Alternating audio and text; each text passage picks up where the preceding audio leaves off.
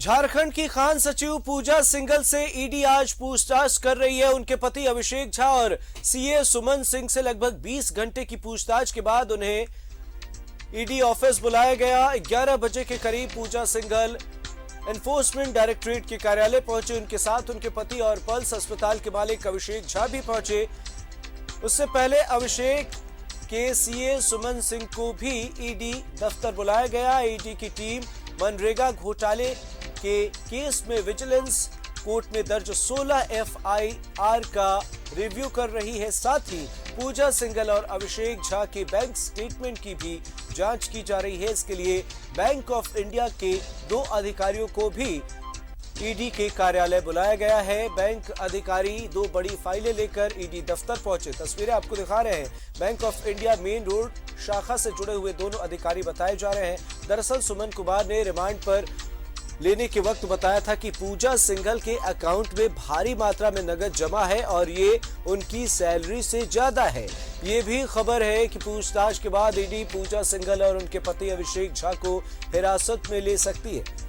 तो कहीं न कहीं आईएएस अधिकारी पूजा सिंघल की मुश्किलें लगातार बढ़ती हुई नजर आ रही हैं और कई घंटों से ईडी उनसे पूछताछ कर रही है। देखना बेहद दिलचस्प होगा कि इस मामले पर आगे क्या कुछ होता है। बहरहाल ईडी के पास सवालों की लंबी फहरिस्त है और जवाब उतने ही मुश्किल, क्योंकि जो मामले सामने आए हैं वो कहीं ना कहीं इशारा कर रहे हैं कि कुछ न कुछ गड़बड़ी तो है। इससे पहले 2 पैन कार्ड के मामले सामने आए, भारी मात्रा में कैश बरामद हुआ। तो इन तमाम मसलों को लेकर गहमा गहमी एक तरफ सियासी गलियारे में भी है और दूसरी तरफ ईडी की पड़ताल जो है वो तमाम एंगलों से जारी है। लगभग 25 ठिकानों पर ईडी की टीम ने छापे मारे।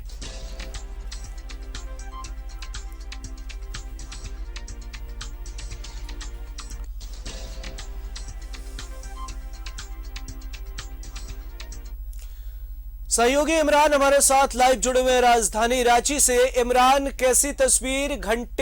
2 घंटे करते करते लगभग 5-6 घंटे गुजर चुके हैं, अभी भी पूछताछ जारी है। तो क्या कुछ उम्मीद की जा रही है? ईडी को क्या कुछ जानकारी मिल सकती है? और कहीं ना कहीं ईडी के पास सवालों की लंबी फहरिस्त है, जवाब उतने ही मुश्किल होंगे आईएएस अधिकारी पूजा सिंघल के लिए।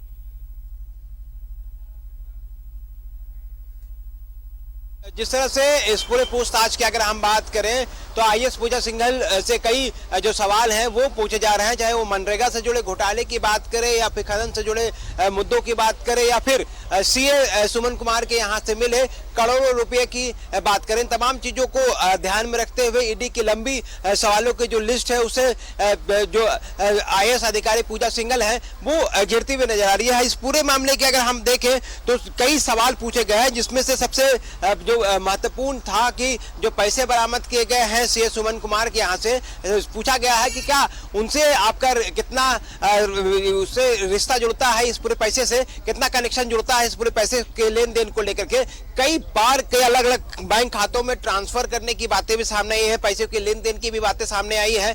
तो क्या इस लेन देन के ट्रांजेक्शन से जुड़ी जो बातें हैं वो क्यों की गई थी और कहां और किस वजह से ये सारी चीजें की गई, इन सारे सवालों को भी खंगाला जा रहा है, तैयार किया जा रहा है कि ताकि इनसे भी कुछ जुड़े हुए बातें जो हैं वो सामने आ सके। इनके अलावा अगर हम कहें तो बड़ी लंबी जो अकाउंट में जो 2012 से लेकर के 17 तक काफी पैसे जो हैं वो अलग अलग बैंक अकाउंट में ट्रांसफर किए गए हैं। तो जो बैंक अकाउंट में ट्रांसफर किए गए थे उनके सारे डिटेल्स जो है बैंक अधिकारियों से मंगवाने के बाद ईडी के अधिकारियों ने पूछा कि इसका उद्देश्य क्या था, पर्पस क्या थी कि आपको इतने पैसे जो हैं वो अलग अलग अकाउंट में ट्रांसफर करने पड़े या ट्रांसफर करवानी पड़े। जो दस्तावेज बरामद किए गए हैं उसके आधार पर ये सारी चीजें पूछताछ की जा रही है। तो वहीं सीए सुमन कुमार से भी इस पूरे मामले में जब पूजा सिंघल और सीए सुमन कुमार को आमने सामने पूछताछ कराई गई तो उसपे भी कई सवाल पूछे गए, क्योंकि जिस तरह की जो बातें सामने अक्सर आती रही है कि जो सीए हैं वो ना सिर्फ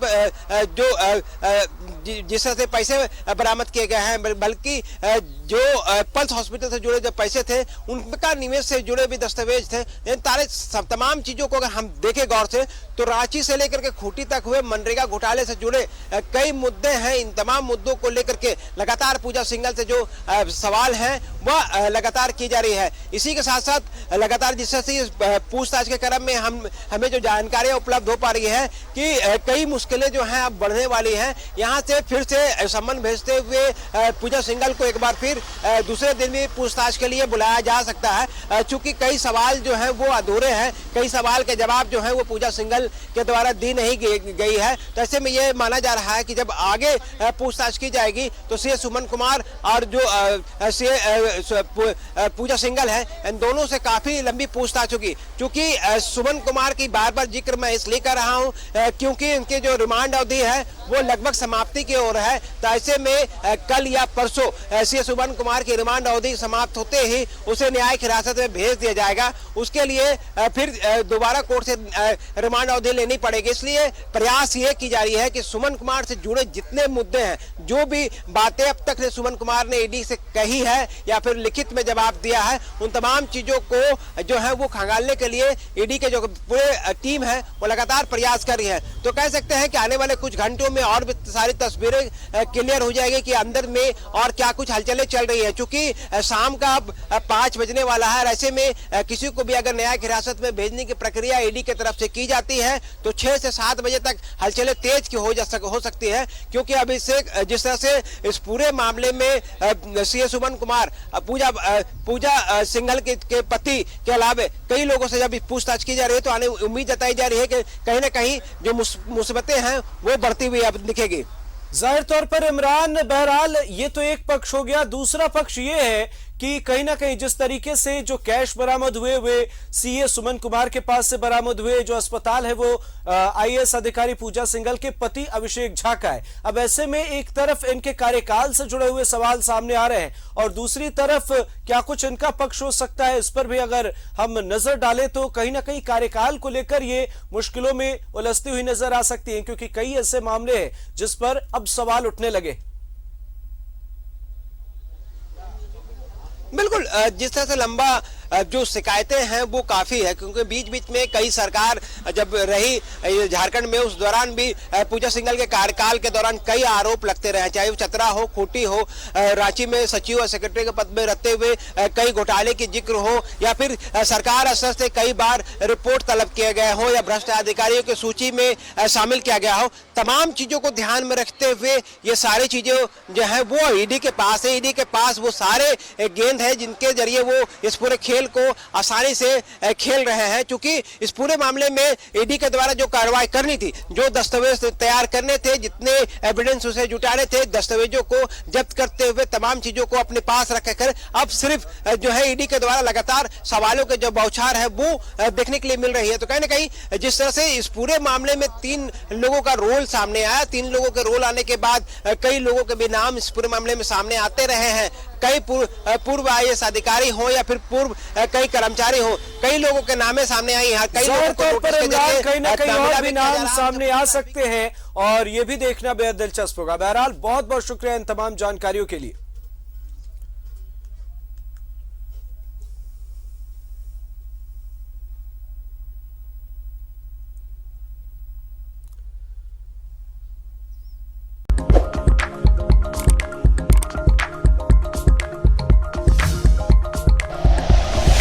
like and share videos, subscribe करें हमारा चैनल और प्रेस करें बेल आइकॉन। न्यूज़ 11 भारत, सच है तो दिखेगा।